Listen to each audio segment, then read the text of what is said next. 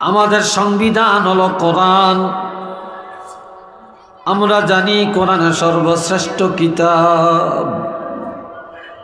কোরআন আল্লাহর কালাম। কোরআনের উপরে আর কোনো কিতাবের মর্যাদা নাই। সবাই জানি আমাদের কোরআন আল্লাহর হাবিবের উপরে নাজিল হয়েছে। আমরা জানি কোরআন নাজিল করে আল্লাহ আমাদের সম্মান ইজ্জত বৃদ্ধি করেছেন। এটা আমাদের এই রসমগুলো আমাদের মধ্যে আছে, মুখে মুখে আছে। আমরা সবাই জানি আমাদের কোরআন অসম্মান করা যাবে না। আমাদের কোরআন হাত থেকে পড়ে গেলে চুমা খেতে হবে। আবার জিন ভূত দৌড়াতে হলে আল্লাহর কোরআন দিয়া কোরআন পড়ে ফু দিলে চলে যাবে। আমরা জানি কোরআনের মধ্যে নামাজের বিধান, রোজার বিধান, হজের বিধান, যাকাতের বিধান, পর্দার বিধান, ব্যবসার বিধান, রাজনীতির বিধান, সমাজনীতির বিধান, অর্থনীতির বিধান। এই কোরআনের মধ্যে বিবাহের বিধান, তালাকের বিধান। এই কোরআনের মধ্যে পরস্পর মহব্বতের বিধান। এই কোরআনের মধ্যে দান সৎকার বিধান। এই কোরআনে আছে মসজিদের গুরুত্ব, মাদ্রাসার গুরুত্ব, আলেমের মর্যাদা। এই কোরআনের মধ্যে আছে কারা জান্নাতে যাবে, কারা জাহান্নামে যাবে। এই কোরআনে আছে কিয়ামতের ময়দানে কারা আল্লাহর সান্নিধ্যে থাকতে পারবে। শুধু আমাদের মধ্যে আছে জানি আমাদের কোরআনে আছে সুদ খাওয়া হারাম, ঘুষ খাওয়া হারাম। আমাদের কোরআনে আছে মিথ্যা বলা যাবে না, মাফে কম দেওয়া যাবে না। শুধু আছে আছে আছে এই রসমটাই আছে, কোরআনের আমল আমাদের মধ্যে নাই। কথা ঠিক না? শুধু আছে আছে এটি, কিন্তু এ টু জেড কোরআনের কোনো আমল তালাশ করলে নাই। আমার ভাইয়েরা রে, মাসাজিদুহুম আমিরাতুন ওয়া হিয়া খারাবুম মিনাল হুদা। আমার প্রাণের রাসূল বলেন, দুনিয়াতে মসজিদগুলি হবে রাজপ্রাসাদের মতো, মসজিদগুলি হবে অট্টালিকা। এক একটা মসজিদে টাইলস মৌজাদ, ঝাড়বাতি, বিদ্যুৎ, এরপরে এসি মেসি, আরো কি কত কি। এরপরে মসজিদ একসময় মাইক ছিল না, এখনো প্রত্যেকটা মসজিদে ডিজিটাল মাইক। আবার মসজিদ ভিতরে যেমন বাহিরে নজর করলে দেখতে অনেক চমৎকার, কিন্তু আমার রাসূল বলেন মসজিদগুলি এত সুন্দর হবে কিন্তু আমল সুন্দর হবে না, ঈমান সুন্দর হবে না, চরিত্র সুন্দর হবে না। মসজিদগুলি যত সুন্দর, হেদায়েত এত সুন্দর হবে না, হেদায়েত শূন্য হয়ে যাবে। একটু চিল্লিয়ে বলবো নাউযুবিল্লাহ। হেদায়েত শূন্য, আমল নাই। এমনকি মসজিদের পরিচালনা পর্ষদ যারা, মসজিদের সভাপতি, সেক্রেটারি, ক্যাশিয়ার, মসজিদের সদস্য, এরা মনে করে মসজিদের সদস্য হওয়ার কারণে, কমিটির সভাপতি হওয়ার কারণে অনেক কিছু পেয়ে গেছি। ইমামের ওপরও দুর্ব্যবহার, মুয়াজ্জিনের ওপরও ধমকাধমকি। আবার তালাশ করলে মসজিদে নাই, বছরে একবার আসে আর বাহাদুরি করে। আর মসজিদের আজান সবাই শুনে, কিন্তু মসজিদে যায় নামাজ আদায় করে না। আবার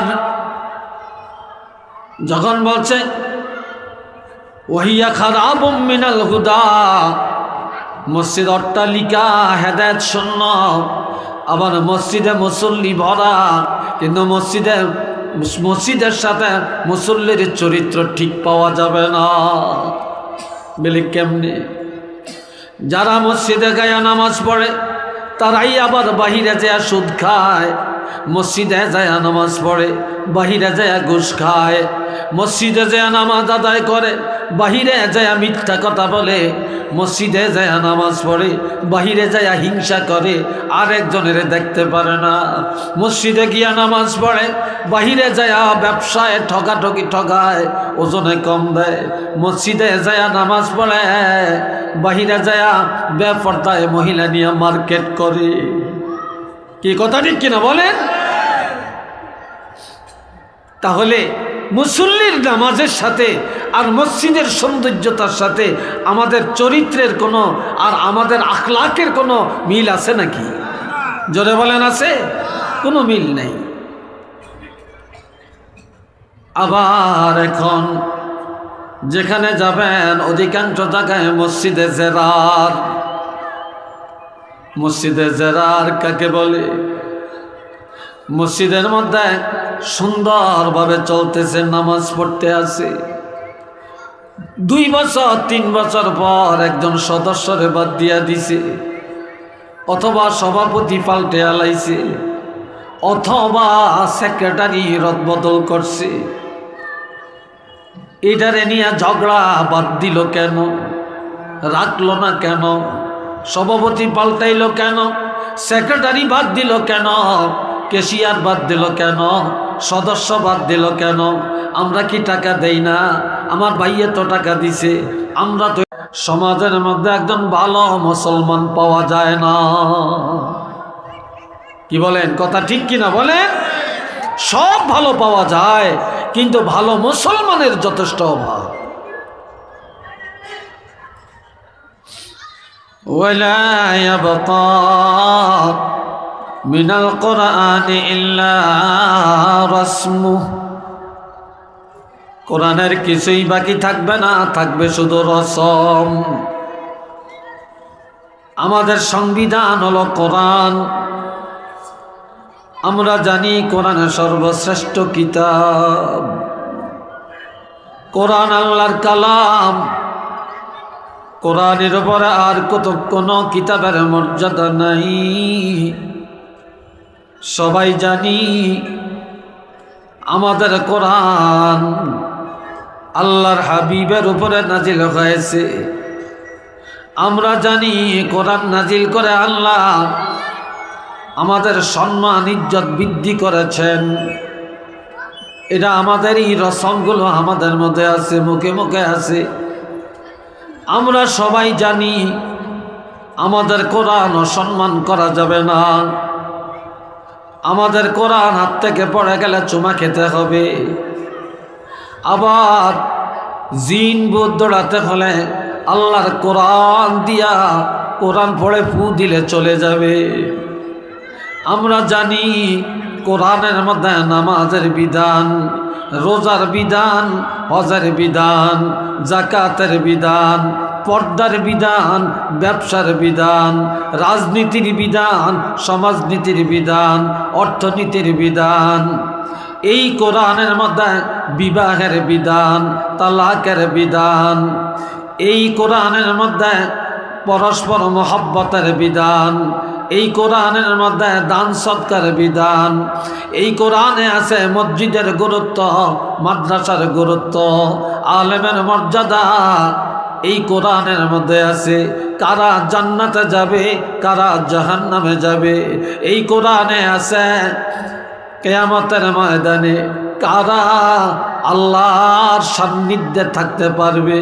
শুধু আমাদের মধ্যে আছে, জানি আমাদের কোরআনে আছে সুদ খাওয়া হারাম, ঘুষ খাওয়া হারাম। আমাদের কোরআনে আছে মিথ্যা বলা যাবে না, মাফে কম দেওয়া যাবে না। শুধু আছে আছে আছে এই রসমটাই আছে, কোরআনের আমল আমাদের মধ্যে নাই। কথা ঠিক না? শুধু আছে আছে এটি, কিন্তু A to Z কোরআনের কোনো আমল তালাশ করলে নাই। আমার ভাইয়েরা রে, মাসাজিদুহুম আমিরাতুন ওয়া হিয়া খারাবুম মিনাল হুদা। আমার প্রাণের রাসূল বলেন, দুনিয়াতে মসজিদগুলি হবে রাজপ্রাসাদের মতো, মসজিদগুলি হবে অট্টালিকা। এক একটা মসজিদে টাইলস মৌজাদ, ঝাড়বাতি, বিদ্যুৎ, এরপরে এসি মেসি, আরো কি কত কি। এরপরে মসজিদ একসময় মাইক ছিল না, এখনো প্রত্যেকটা মসজিদে ডিজিটাল মাইক। আবার মসজিদ ভিতরে যেমন বাহিরে নজর করলে দেখতে অনেক চমৎকার, কিন্তু আমার রাসূল বলেন মসজিদগুলি এত সুন্দর হবে কিন্তু আমল সুন্দর হবে না, ঈমান সুন্দর হবে না, চরিত্র সুন্দর হবে না। মসজিদগুলি যত সুন্দর, হেদায়েত এত সুন্দর হবে না, হেদায়েত শূন্য হয়ে যাবে। একটু চিল্লিয়ে বলবো নাউযুবিল্লাহ। হেদায়েত শূন্য, আমল নাই। এমনকি মসজিদের পরিচালনা পর্ষদ যারা, মসজিদের সভাপতি, সেক্রেটারি, ক্যাশিয়ার, মসজিদের সদস্য, এরা মনে করে মসজিদের সদস্য হওয়ার কারণে, কমিটির সভাপতি হওয়ার কারণে অনেক কিছু পেয়ে গেছি। ইমামের ওপরও দুর্ব্যবহার, মুয়াজ্জিনের ওপরও ধমকাধমকি। আবার তালাশ করলে মসজিদে নাই, বছরে একবার আসে আর বাহাদুরি করে, আর মসজিদের আজান সবাই শুনে কিন্তু মসজিদে যায় নামাজ আদায় করে না। আবার যখন বলছে ওয়াহিয়া খারাবুম মিনাল হুদা, মসজিদ অট্টালিকা, হেদায়েত শূন্য। আবার মসজিদে মুসল্লি ভরা, কিন্তু মসজিদের সাথে মুসল্লির চরিত্র ঠিক পাওয়া যাবে না। বলে কেমনে? যারা মসজিদে গায়া নামাজ পড়ে তারাই আবার বাহিরে যায় সুদ খায়, মসজিদে যায় নামাজ পড়ে বাহিরে যায় ঘুষ খায়, মসজিদে যায় নামাজ আদায় করে বাহিরে যায় মিথ্যা কথা বলে, মসজিদে যায় নামাজ পড়ে বাহিরে যায় হিংসা করে, আরেকজনের দেখতে পারে না। মসজিদে গিয়া নামাজ পড়ে বাহিরে যায় ব্যবসায় ঠকাঠকি ঠকায়, ওজনে কম দেয়। মসজিদে যায় নামাজ পড়ে বাহিরে যায় বেপরদায় মহিলা নিয়ে মার্কেট করে। কি কথা ঠিক কিনা বলেন? তাহলে মুসল্লির নামাজের সাথে আর মসজিদের সৌন্দর্যতার সাথে আমাদের চরিত্রের কোনো আর আমাদের আখলাকের কোনো মিল আছে নাকি? জোরে বলেন, আছে? কোনো মিল নেই। আবার এখন যেখানে যাবেন অধিকাংশ জায়গায় মসজিদে জেরার। মসজিদে জেরার কাকে বলে? মসজিদের মধ্যে সুন্দরভাবে চলতেছে, নামাজ পড়তে আছে, 2 বছর 3 বছর পর একজন সদস্যরে বাদ দিয়া দিছে, অথবা সভাপতি পাল্টে আলাইছে, অথবা সেক্রেটারি রদবদল করছে। এটারে নিয়ে ঝগড়া বাদ দিল কেন? রাখলো না কেন? সভাপতি পাল্টাইলো কেন? সেক্রেটারি বাদ দিল কেন? ক্যাশিয়ার বাদ দিল কেন? সদস্য বাদ দিল কেন? আমরা কি টাকা দেই না? আমার ভাইয়ে তো টাকা দিছে, আমরা তো এটা করি ওটা করি। এটা নিয়ে ঝগড়া করিয়া ফেতনা বাজায়া দিয়া তখন যায়া 200 হাত ধরে আরেকটা মসজিদ বানায়। কি কথা ঠিক না? 200 হাত দূরে, 100 গজ দূরে যে আরেকটা মসজিদ উঠিয়ে দেয়। একটা সমাজকে টুকরা টুকরা করে দেয়। এমন আছে কি না সমাজে বলেন? এরপরে আসেন উলামা, শাররু মান তাহতা আদিমিস সামাই। এই আসমানের নিচে দুই দল আলেম, সবাই আলেম করে শ্রদ্ধা করেন, সালাম দেন, ইমামের জন্য উপযুক্ত মনে করে নিয়োগ দেন, মুয়াজ্জিন রাখেন, মুনাজাতের জন্য ডাকেন, দাওয়াত দেন, বিয়া পড়ানোর জন্য ডাকেন, জানাজার ইমামতির জন্য ডাকেন। ঠিক না? হুজুর করে এত দাম, এত সম্মান। কিন্তু আমার রাসূল বলেন এই আসমানের নিচে একদল আলেম সবচাইতে ভালো, আর একদল আলেম একেবারে খারাপ। কেন খারাপ? আর যারা ভালো তারা কেমন? আমার রাসূল বলেন কিয়ামতের ময়দানে এক নম্বরে আলেমরা জান্নাতে যাবে। আবার আসমানের নিচে এমন কিছু আলেম আছে যারা কিয়ামতের ময়দানে এক নম্বরে জাহান্নামে যাবে। একটু নাউজুবিল্লাহ বলেন না। এক নম্বরে জাহান্নামে যাবে। কেন যাবে? কামিন আনদিহিম তাখরুজুল ফিতনা ওয়া ফীহিম তাউদু। একদল আলেম সমাজের মধ্যে তৈরি হবে, তাদের থেকে ফিতনা বের হবে, তারা খালি ফতুয়াবাজি করবে আর সমাজের মধ্যে ফিতনা জড়াইয়া দিবে। ওয়া ফীহিম তাউদু, ওই ফিতনার মধ্যে সমাজকেও জড়াবে আর ওই ফিতনায় নিজেরাও জড়াইয়া জাহান্নামী হয়ে যাবে। একটু চিল্লিয়া বলেন নাউজুবিল্লাহ। আর একটু জোরে কন না নাউজুবিল্লাহ। দুনিয়াতে এখন এত ফিতনা, আর আহলে হাদিস নামক একটা সংগঠন, এরা সবচেয়ে বড় ফিতনাবাজ। আর তাদের এই ফিতনাগুলা একদল শিক্ষিত, একদল সুদী মানুষেরাই বেশি আমল করে, বেশি লাইক করে। কি কথা ঠিক কিনা বলেন? আবার একদলে বলে মাযহাব জায়েজ নাই। কথা ঠিক কিনা? আপনারা বলেন মাযহাবের বাহিরে চলার ক্ষমতা কারো আছে কি নাই? জোরে কয় না। আছে, কিন্তু ফিতনা লাগাইতে আছে। আমাদের গ্রামগঞ্জের মধ্যে ঢুকে গেছে মাযহাবের দরকার কি? কথা ঠিক কিনা? অথচ আমার আল্লাহ বলছেন আতিউল্লাহ, তোমরা আল্লাহকে মানো, আল্লাহর হুকুম কার্যকর করো। ওয়া আতিউর রাসূল, রাসূলের আনুগত্য করো।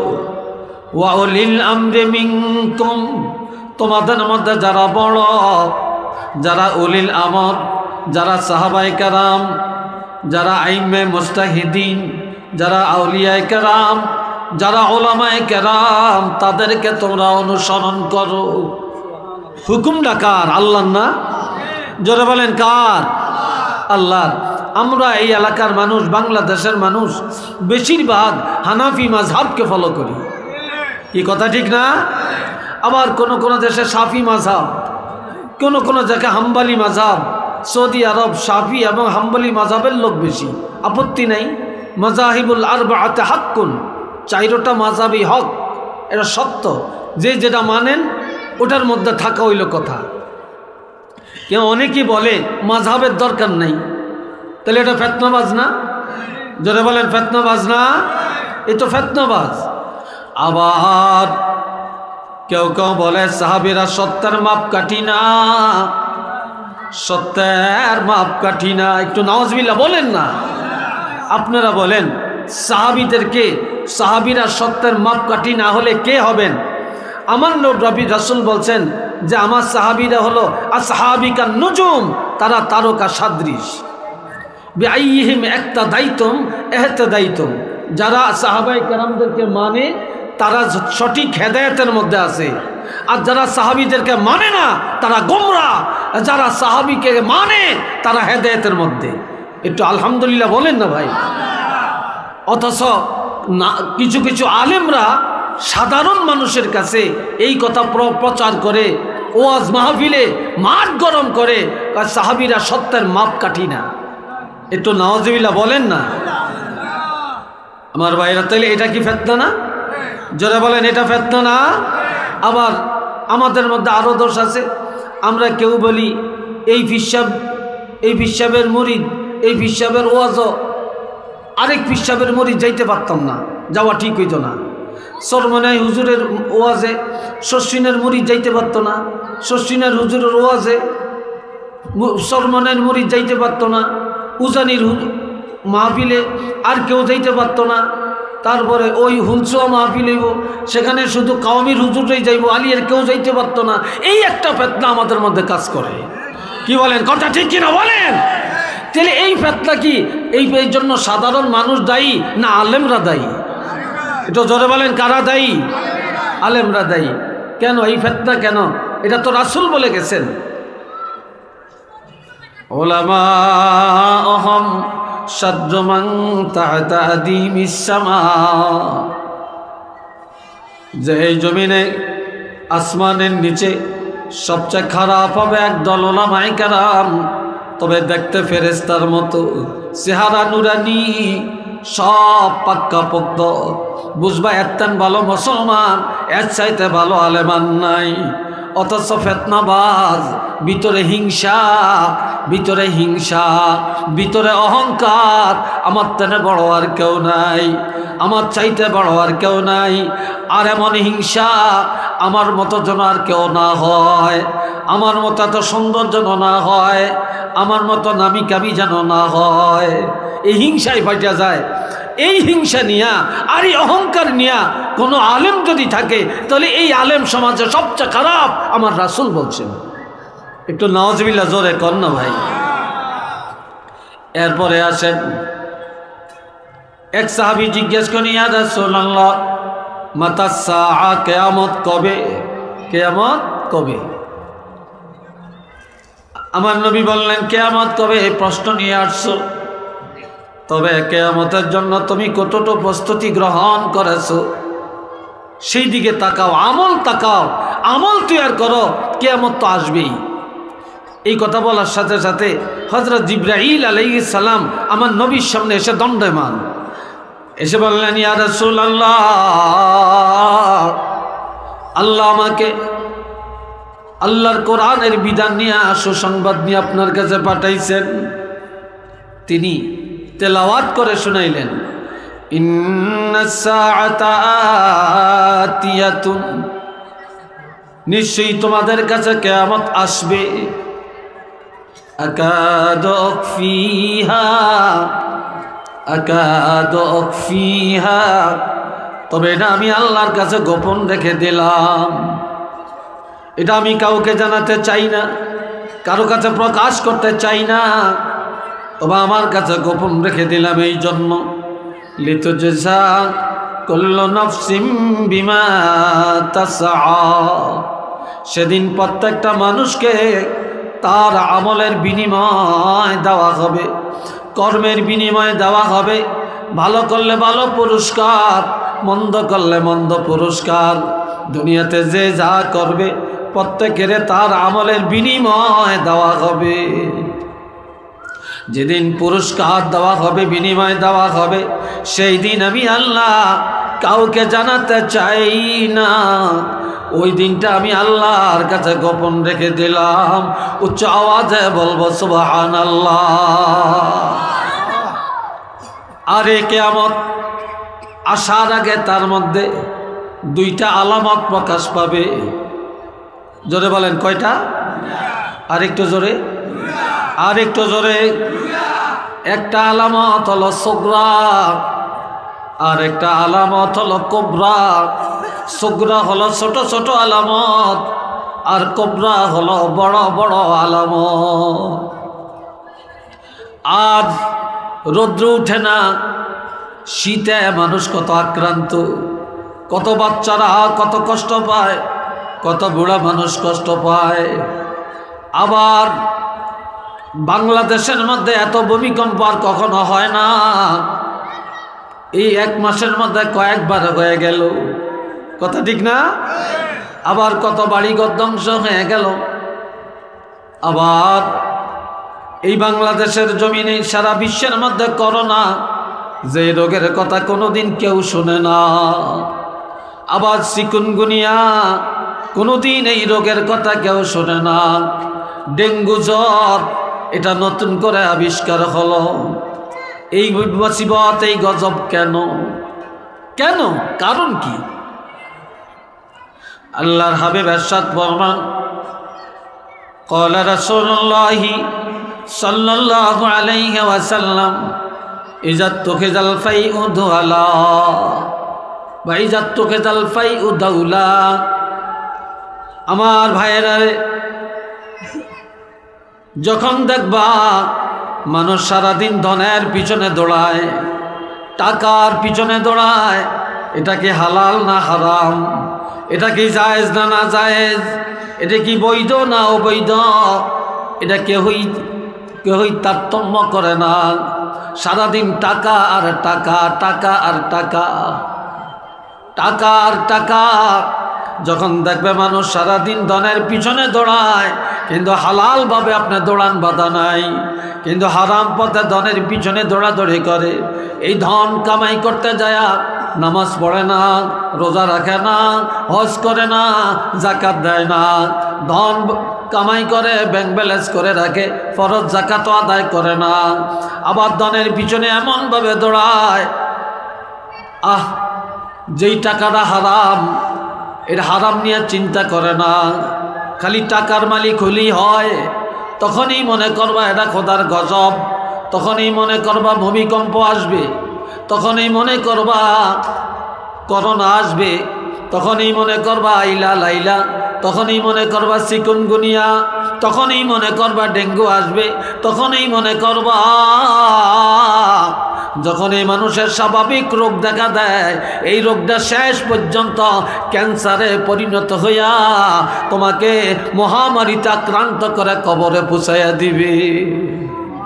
একটু নাউজুবিল্লাহ জোরে সোরে কর না রে ভাই। আজ এগুলি চলছে কিনা বলেন? ইজাত তোকে জালফাই ও দোয়ালা, এটা আরে করতে হলো। যখন দেখবা একজনে নেতা হইছে, এটার বাত মিলে না, তারপরে এক কাপ চা খাওয়াই না, টাকা নাই, সকালে নেতা হইয়া বিকালে কোটিপতি হইয়া গেছে, এরকম আছে কি নাই? জোরে বলেন আছে কি নাই? আবার দেখা যায় সরকারি টাকায়, রাষ্ট্রের টাকা, জনগণের টাকা মারিয়া মারিয়া বড় লোক হয়, অট্টালিকা বানায়, অট্টালিকা বানায়। তখনই মনে করবা খোদার গজব, এটা কিয়ামতের আলামত। তখন এই ভূমিকম্প একের পর এক শুরু হয়ে যাবে, তখন এটাকে রক্ষা করা যাবে না। মনে করেন আপনাদের আমাদের বাকিলা বাজার থেকে ওই বাখরপাড়া পর্যন্ত এই রাস্তাটা করবে, এই রাস্তাটার জন্য 5 কোটি টাকা বাজেট হয়েছে। কত টাকা? কথা কয় না। 5 কোটি টাকা বাজেট। এর মধ্যে যেখান থেকে বাজেট হইল সেখানে একটা অংশ রেখে দেয়, আবার রাষ্ট্রের জন্য আর একটা অংশ রেখে দেয়, আবার যে অফিসে এটা পাস হয় অফিসের কর্মচারীরা একটা অংশ রেখে দেয়, তাদেরকে আবার একটা অংশ দিতে হয়, আবার সংসদীয় এমপি সাহেব একটা অংশ নিয়ে যায়, মন্ত্রী সাহেব আর একটা অংশ নেয়, আবার নেতারা আরেক অংশ নেয়। একেবারে কাজের গোড়ায় আসা পর্যন্ত ভাগ হইতে হইতে হইতে হইতে অংশ নিতে নিতে 5 কোটি টাকার মধ্যে 3 কোটি টাকাই বাটপারেরা খায়ালায়। কি কথা ঠিক কিনা বলে? এরকম আছে কি নাই? আর কাজ হয় কত? 2 কোটি টাকার। যেখানে কাজের দরকার 5 কোটি টাকার, সেখানে এই পথে পথে পথে পথে সিটিং বাজেরা খাইয়া লাইছে 3 লাখ টাকা। তো এই কাজ হয় কোনোরকম, কতটু এই কোনোরকম একটু খালি গেলে একটু তাও আয়া দেয়। 2 বছর পরে দেখা যায় রাস্তার অস্তিত্ব নাই, আর কোনো কিছু নাই। কারণ সরকারি টাকা, এই রাষ্ট্রীয় টাকা যখন মারিয়া খায়, রাষ্ট্রীয় টাকায় মানুষ ধনী হয়, আর রাষ্ট্রীয় টাকায় মানুষ বাহাদুরি দেখায়, তখনই মনে করবা এটা খোদার গজব, এটা কিয়ামতের আলামত, এটার দ্বারা ভূমিকম্প আসবেই আসবেই আসবেই।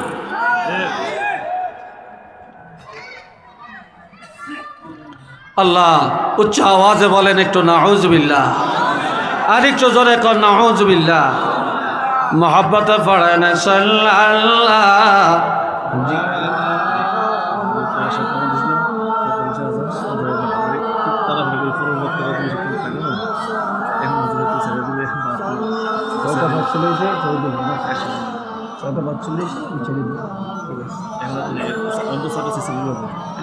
ও আচ্ছা আচ্ছা, 6:46 বেজে গেছে। সবাই বলেন আলহামদুলিল্লাহ। আল্লাহ, হাদিসটা অনেক বড়। এই হাদিসটার মধ্যে 15টা আলামত। জোরে বলেন কয়টা? আরো জোরে বলেন কয়টা? এই কেন এত গজব, কেন এত অশান্তি? আজ বাপের সন্তানরে মারে কেন? সন্তান মারে কেন? বাপেরে মারে কেন? স্ত্রীরে মারে কেন? স্বামী ওয়াইফকে মারে কেন? মহিলারা স্বামী ত্যাগ করে কেন? অন্য পুরুষের সাথে চলে যায় কেন? স্বামীর লক্ষ লক্ষ টাকা মেরে মহিলারা অন্য পর পুরুষের সাথে চলে যায় কেন? এই কথাগুলি আপনাদের মাঝে উপস্থাপন করার আমি এই হাদিসটা নিয়েছিলাম। এই আলোচনাগুলি করব। তবে ইনশাল্লাহ আজানেরও টাইম হয়ে গেছে, আজানেরও টাইম হয়ে গেছে। তো আমি এই 15টা আলামতের মধ্যে একটা আলামত শুধু বললাম, তাও সংক্ষিপ্ত, পুরা বলতে পারলাম না। আল্লাহ যদি তৌফিক দেয় আর আপনারা যদি স্মরণ করেন, তাহলে ইনশাল্লাহ এই মাঠে আরেকবার এই আলোচনা পুরাপুরি করার চেষ্টা করব। আমার জন্য দোয়া করবেন, আলোচনা ওলামায়ে কেরাম করবেন। আপনারা নামাজের পরে সবাই আসবেন, বসবেন, ওলামায়ে কেরামের আলোচনা শুনবেন। আমি আমার অসমাপ্ত আলোচনা, সংক্ষিপ্ত আলোচনা এখানেই সমাপ্ত করলাম। ওমা তৌফিকি ইল্লা বিল্লাহ। আসসালামু আলাইকুম ওয়া রাহমাতুল্লাহ।